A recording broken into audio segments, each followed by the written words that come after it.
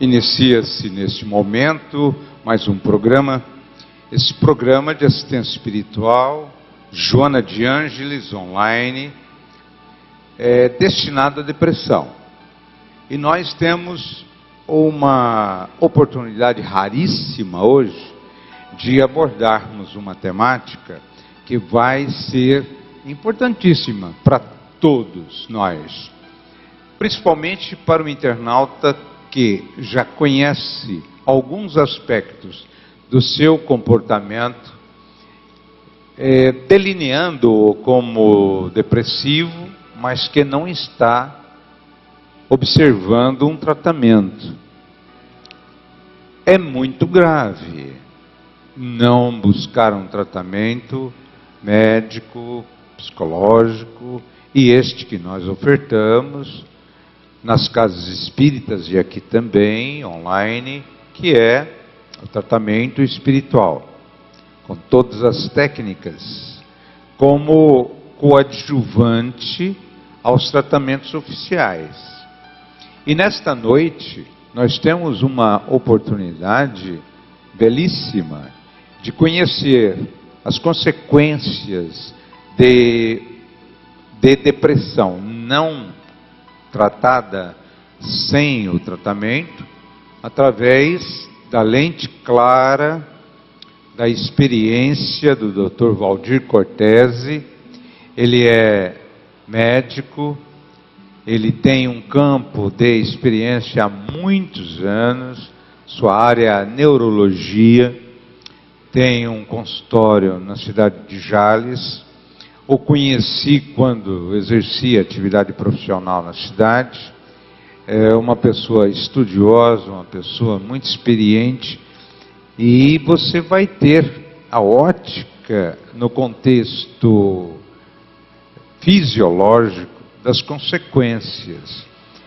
É um momento raríssimo, muita atenção, porque também teremos comentários adjacentes na área da psicologia pelo nosso querido doutor Evaldo Bottazo.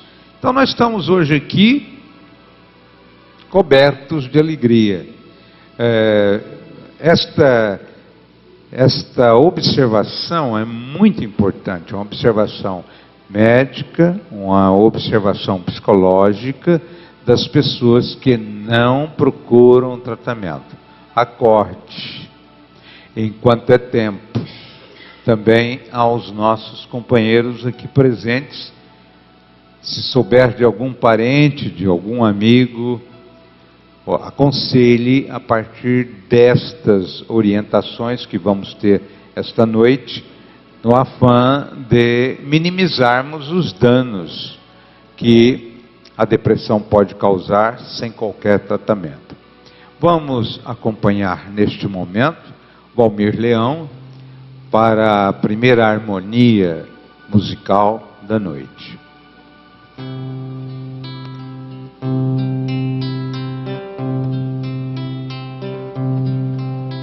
Pai nosso que estás no céu, santificado seja o vosso nome.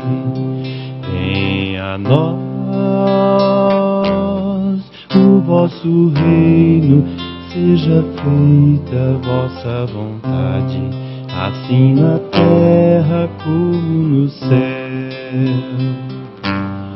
O pão nosso de cada dia nos dai hoje. Perdoai as nossas ofensas, assim como nós perdoamos a quem nos tem ofendido, e não deixeis cair em tentação, mas livrai-nos do mal. Amém. deixei cair em tentação, mas livrai-nos do mal. Amém.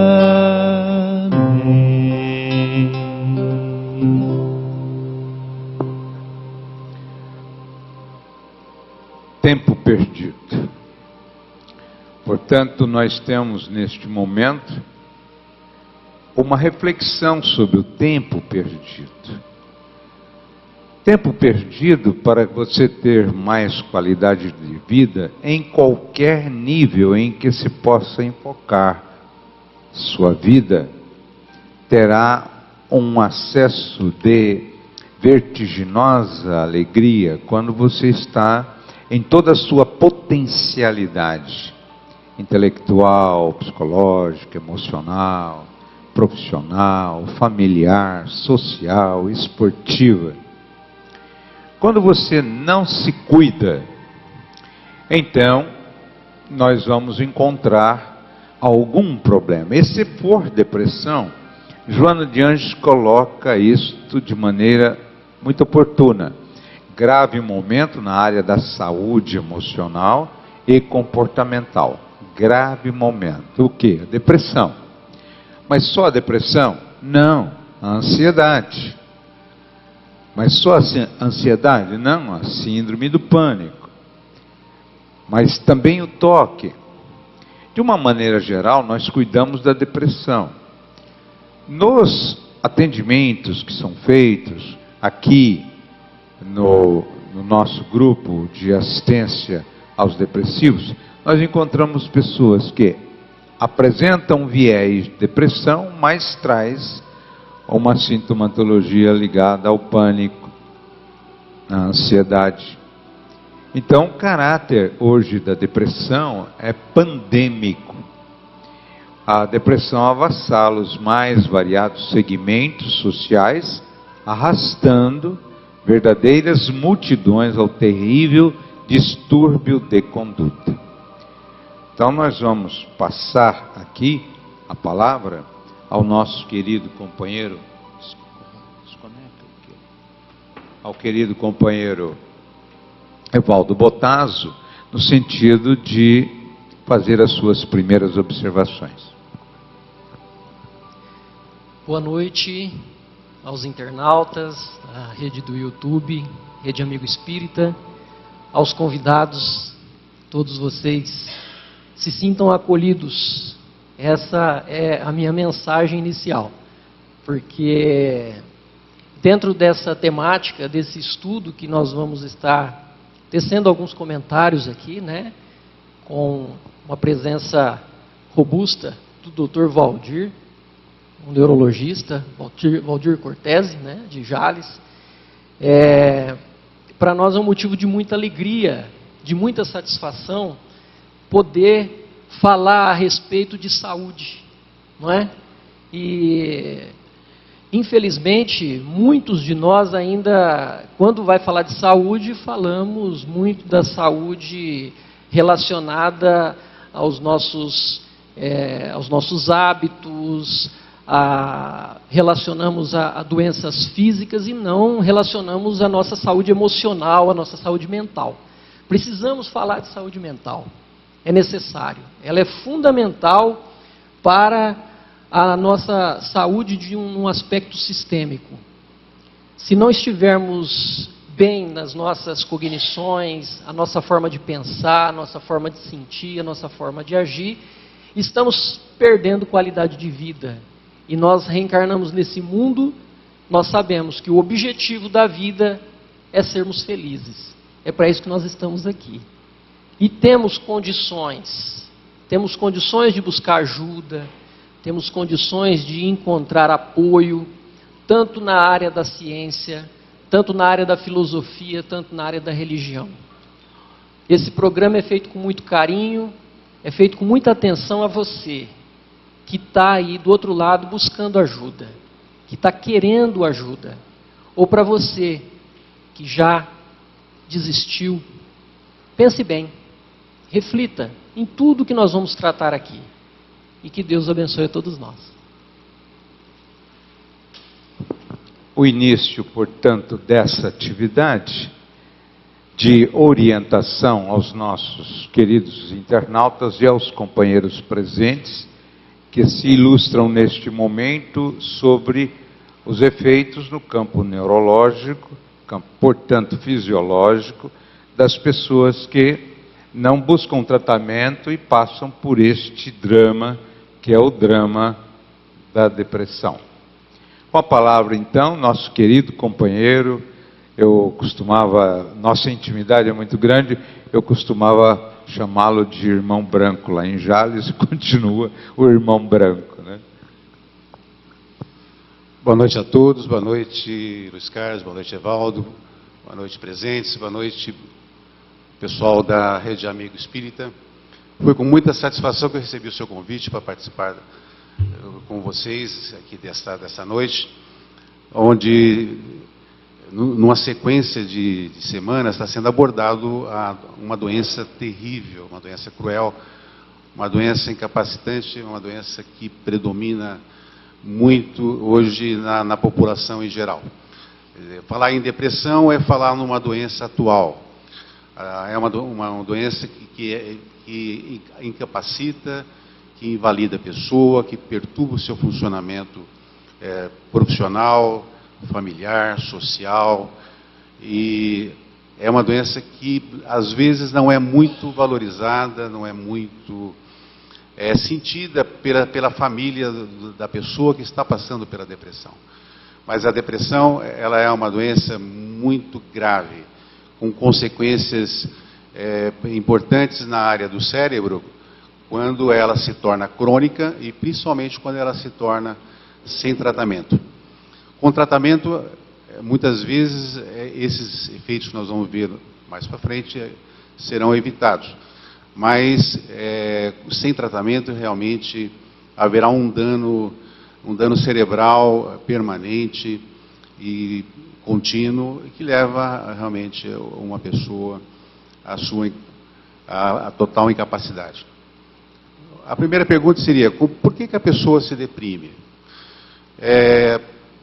Pela minha experiência de profissional da área da saúde e também que lida muito com esses problemas, a gente, numa maneira muito simples de dizer, a gente vê que as pessoas se deprimem principalmente quando vivem conflitos, vivem desajustes que não conseguem ser resolvidos, principalmente desajustes na área familiar, que a gente vê isso com muita frequência, famílias desajustadas, famílias disfuncionais, que ao longo do tempo fazem com que os seus membros fiquem doentes mentalmente.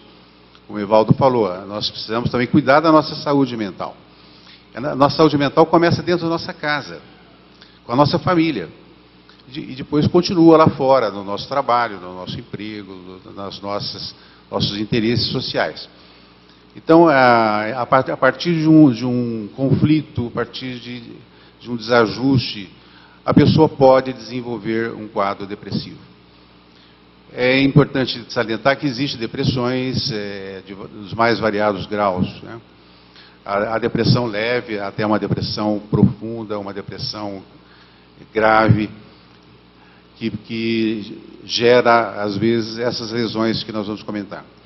As depressões leves, geralmente com um tratamento medicamentoso, psicoterápico, religioso, espiritual, consegue muitas vezes sair.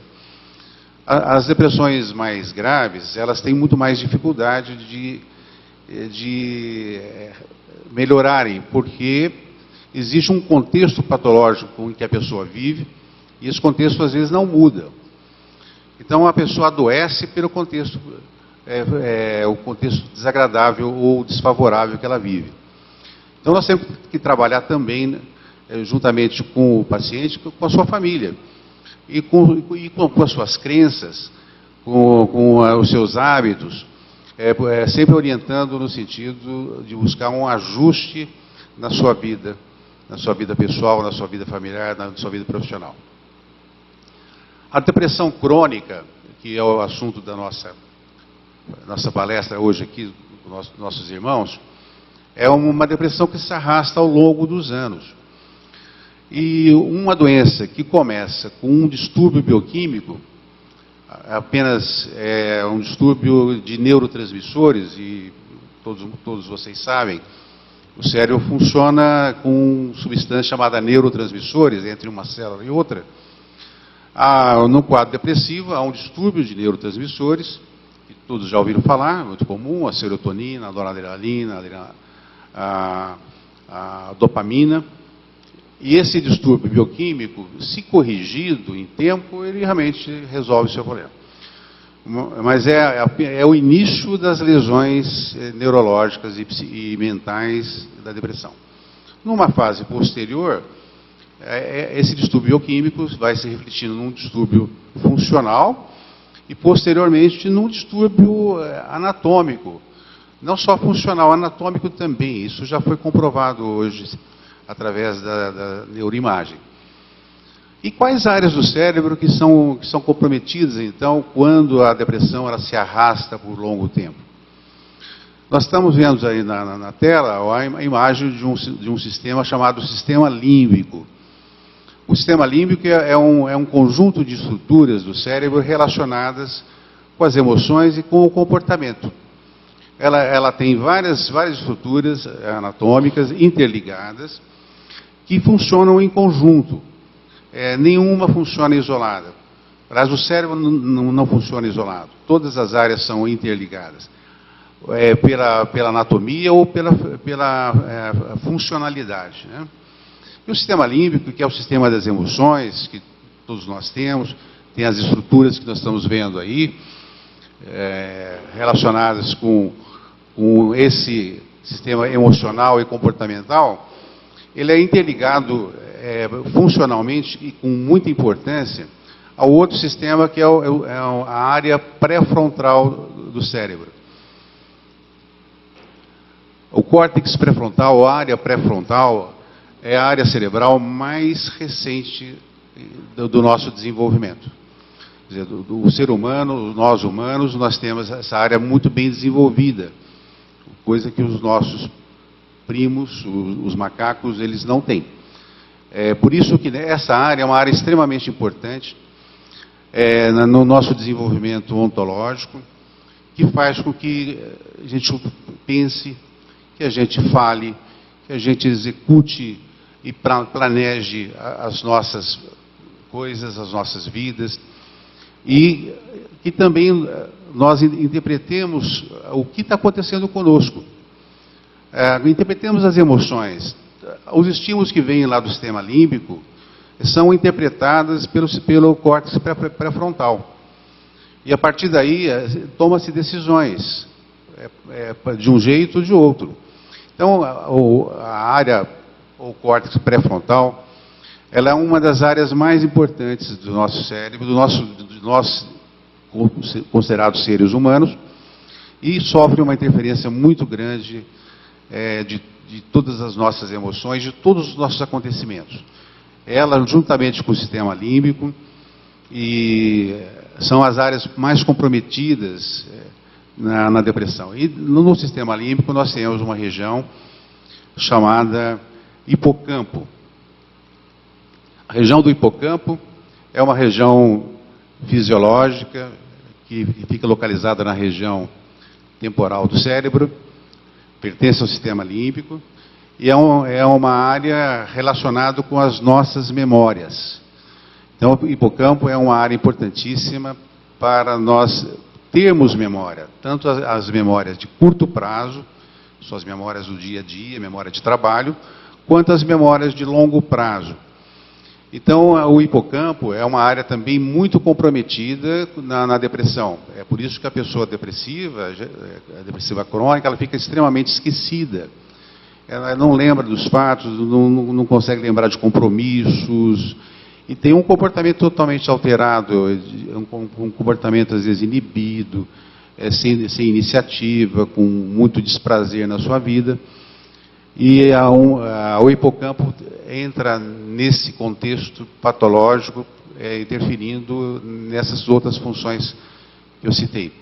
Então, essas áreas principais comprometidas, realmente, é a área pré-frontal, o sistema límbico, e dentro do sistema límbico, o hipocampo. E nós vamos ver mais para frente a interferência desse sistema alterado no funcionamento do nosso corpo. É gravíssimo. Algumas estruturas vão caminhando para a irreversibilidade.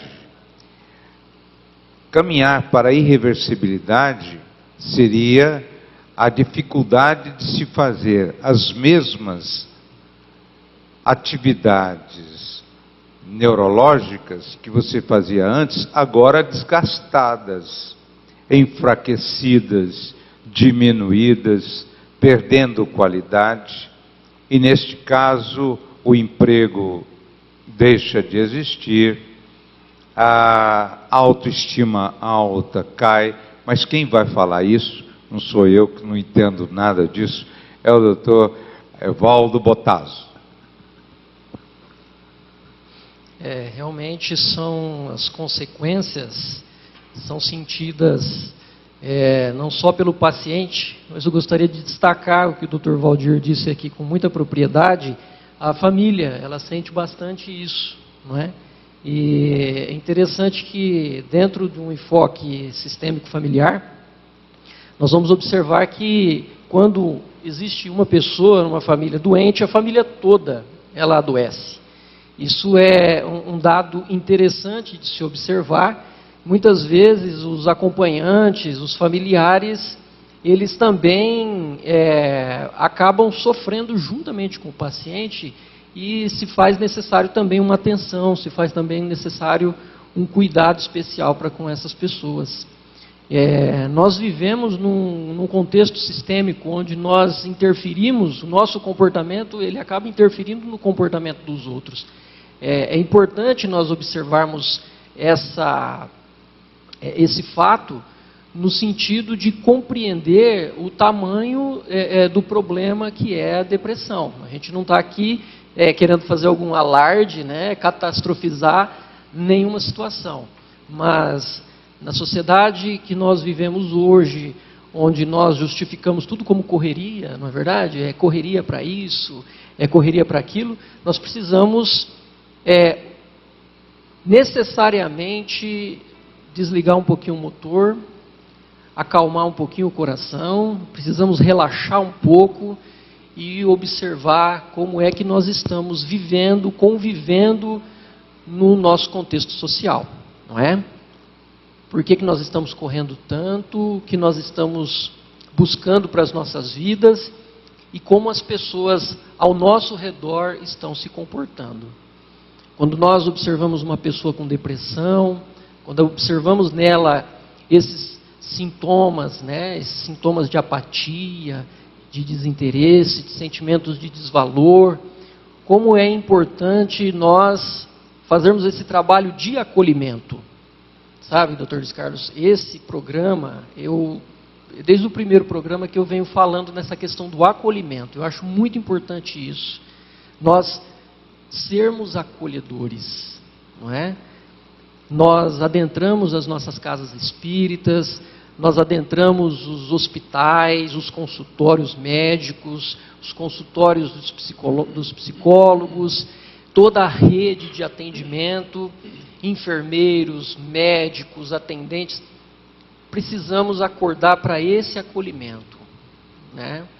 Precisamos acordar para isso, dentro das nossas famílias principalmente, porque é na família que nós encontramos a nossa base de sustentação emocional e encontramos ali também os mecanismos para a nossa melhora e para o nosso tratamento.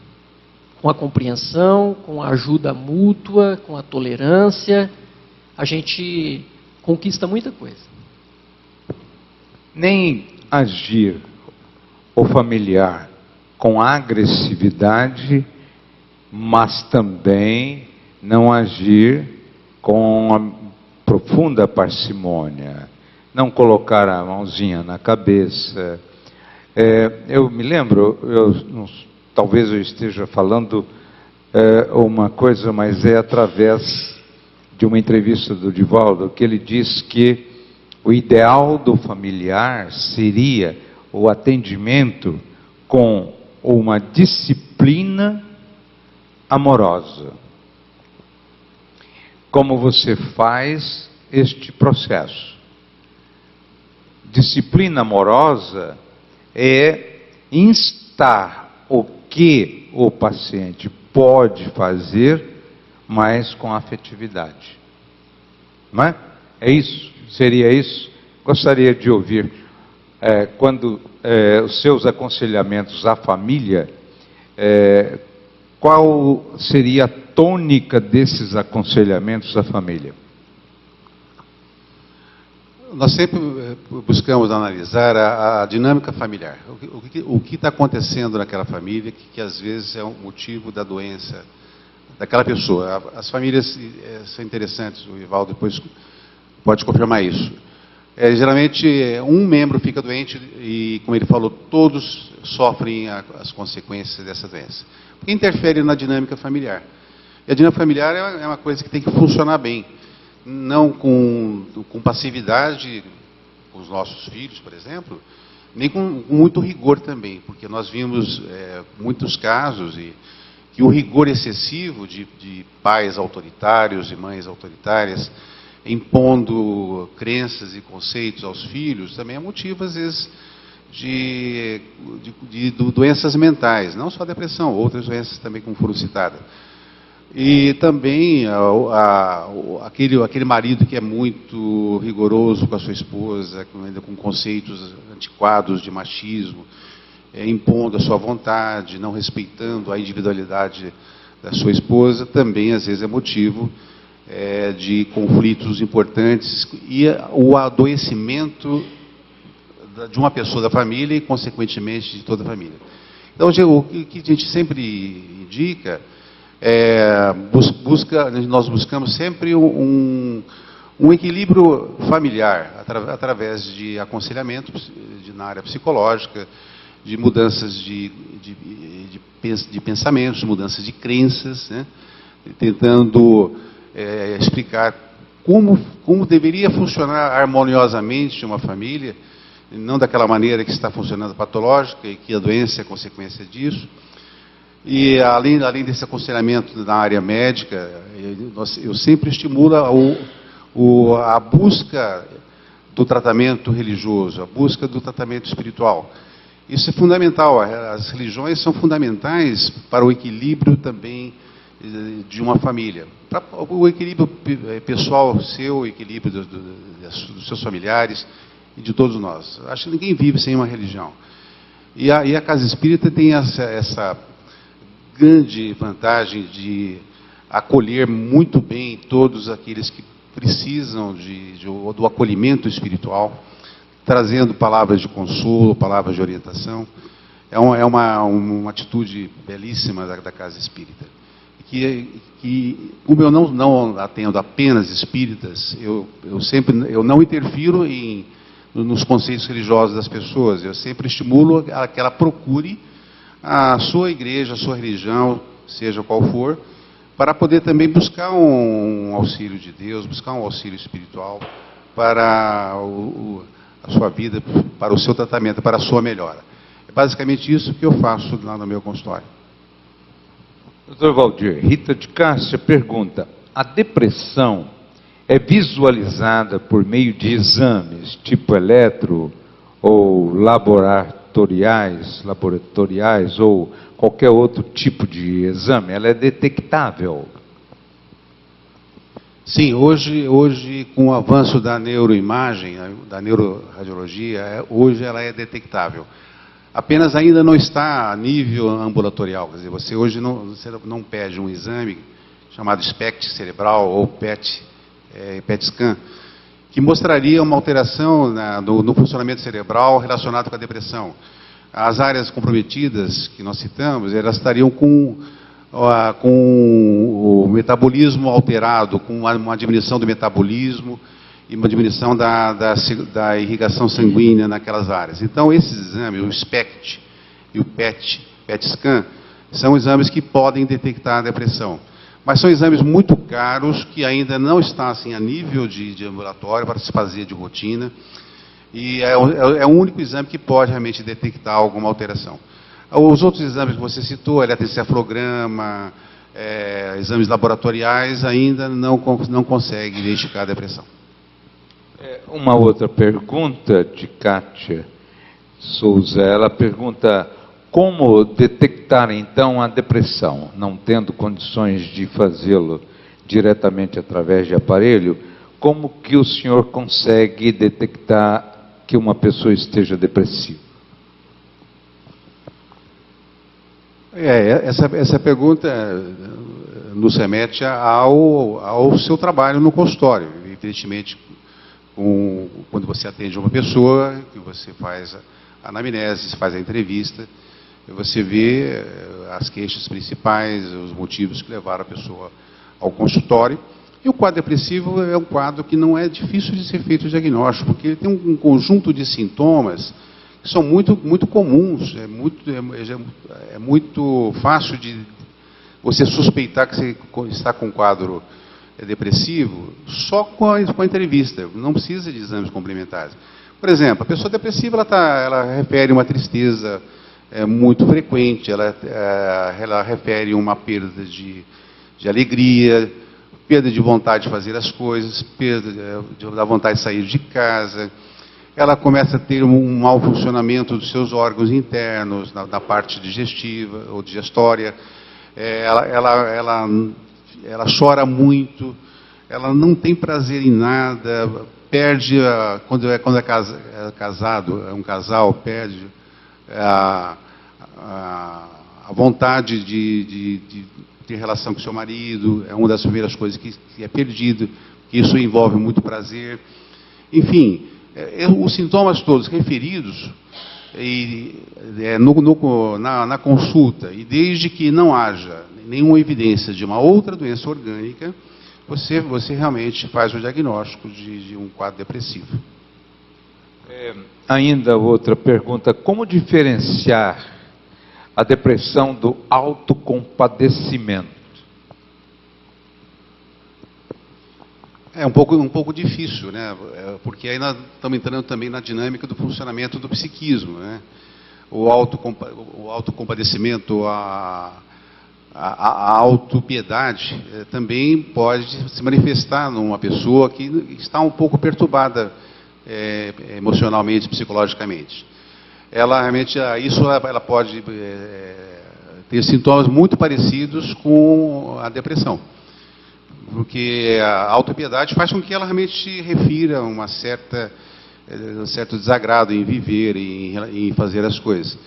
Mas ao longo da entrevista, ao longo da conversa com os familiares, você acaba percebendo quando é uma coisa, quando é outra.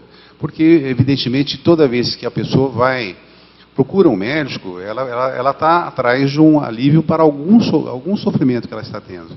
No caso nosso, da área mental, da área psicológica, da área emocional. O autopadecimento, a autopiedade, é um sintoma que você vê também. E pode até fazer parte, realmente, do quadro depressivo. Às vezes ele é indistinguível do quadro depressivo. Porque a pessoa às vezes fala assim: olha, eu estou sofrendo muito. Quer dizer, ela demonstra um sofrimento verbalmente e fisicamente também. Será que isso é autopiedade ou é a consciência que está doente? Então, às vezes é um pouco difícil, mas às vezes dá para diferenciar. Evaldo, falar sobre o autocompadecimento e sobre outros aspectos ligados à psicologia? É muito comum, realmente é muito comum isso acontecer, porque dentro da dinâmica familiar, às vezes acontece de um ou outro familiar dizer: olha, a pessoa ela está exagerando nas suas reclamações, ela está querendo chamar atenção. Então, quando se faz uma boa anamnese, como o Dr. Valdir colocou, você realmente percebe que esses sintomas realmente estão relacionados à patologia, não é? E quando nós entramos nesse campo, é importante observarmos o quanto que é importante a terapia, juntamente com o tratamento medicamentoso, porque é na terapia que vai se identificar quais são esses reforçadores que a pessoa depressiva, ela valoriza tanto a fim de, às vezes, até manter a doença. Por isso que é importante a dinâmica familiar ser compreendida. Nós precisamos trabalhar o paciente dentro desse contexto de dinâmica familiar, porque existem muitos conflitos dentro das famílias, não é? Alianças, coalizões e tanto mais. Então é importante nós não entrarmos no terreno do julgamento. Não é? Nós não podemos entrar nesse terreno de conceituação. Às vezes nós temos dentro de um senso comum uma conceituação do que é autopiedade. Às vezes a pessoa está sofrendo mesmo. Realmente, ela não está fingindo. Porque às vezes a pessoa ela vai emitir um julgamento desse no sentido de projetar os seus próprios conflitos. Porque talvez ela também gostaria de ter um pouquinho de atenção. Não é? Poxa, dá tanto atenção para ela porque ela está com depressão e para mim, né? Para mim eu fico de fora. Olha como é importante nós observarmos o contexto familiar. Não é? Porque é dentro da família, como eu disse anteriormente, que nós vamos encontrar os conflitos que são a gênese da patologia e também nós vamos encontrar a cura também. Nós vamos encontrar o tratamento.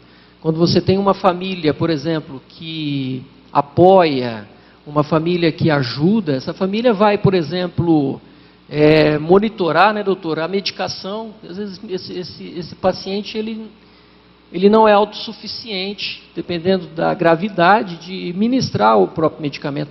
A família, então, vai ajudar esse paciente a tomar a medicação no horário certo, de acordo com aquilo que o médico receitou.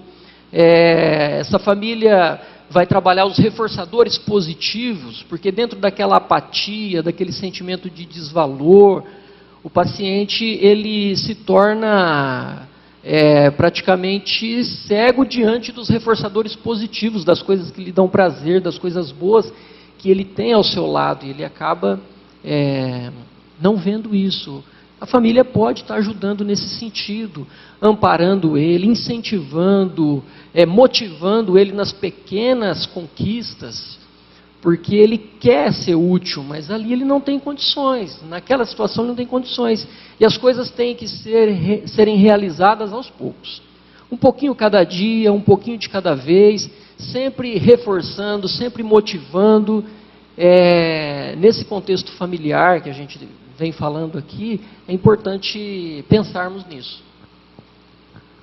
Há muitas perguntas, nós vamos fazer uma harmonia musical e a próxima atividade para o diálogo aqui com os nossos debatedores é o não tratamento da depressão pode levar o paciente à perda de seu status profissional, familiar e social, mergulhando nas disfunções psíquicas graves de natureza crônica.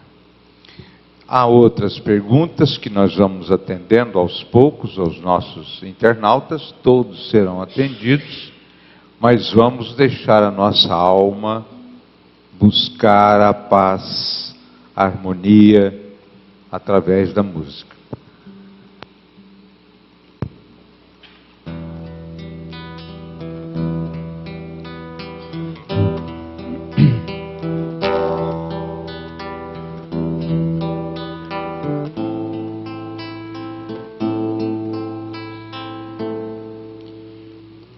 Sentimento me ronda, não sei dizer, tudo é novo pra mim.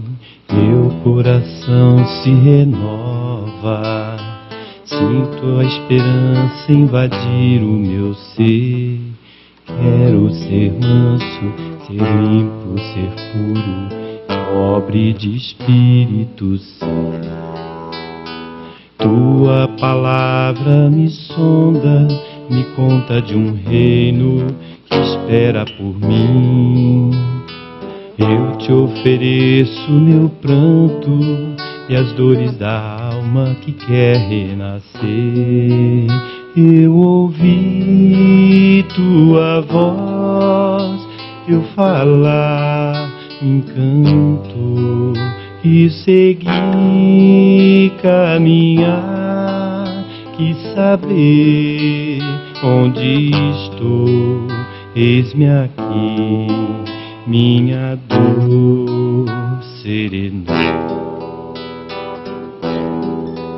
Eu ouvi tua voz, teu falar, me encantou, que segui caminhar, quis saber onde vou, eis-me aqui, minha dor serenou.